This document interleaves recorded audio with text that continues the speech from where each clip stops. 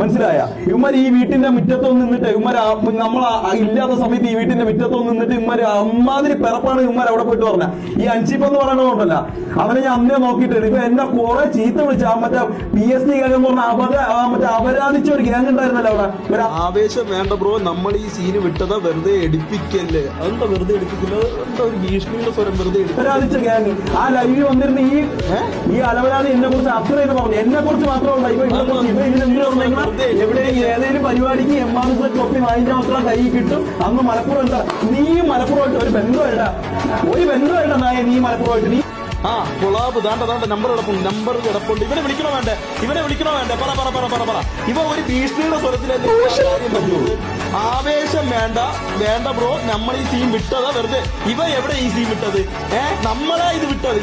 ഇതിനെ കുറിച്ച് സംസാരിക്കണ്ട, ഇത് മൊത്തത്തിൽ ഉപേക്ഷിക്കാൻ പറഞ്ഞു. ഇനി ഇവന്മാരെ കുറിച്ച് ഒന്നും വേണ്ട, ഇത് ഇനി ലൈവിൽ സംസാരിക്കലെന്ന് പറഞ്ഞിട്ടാ ഇത് വിട്ടത്. മനസ്സിലായ? അല്ലാതെ എന്ത് വിട്ടത്? ഇവ എവിടെ ഈ സീൻ വിട്ടത്? വെറുതെ എടുപ്പിക്കല്ലേ എന്നാ. അൻഷിപ്പ എന്റെ പേര് റാംബോ എന്നാണ്. റാംബോ അറിയാമോ?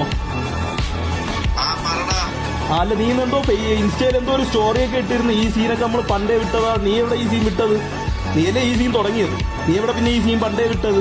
നമ്മളെ കൊണ്ട് തുടങ്ങിപ്പിക്കല്ലേ. അതിനൊരു എന്താ ഒരു ഭീഷണിയുടെ ഇത്? എന്താ കാര്യം? എന്താ ഒറ്റക്കൊറ്റക്ക് നീ നേരിട്ട് പറഞ്ഞ?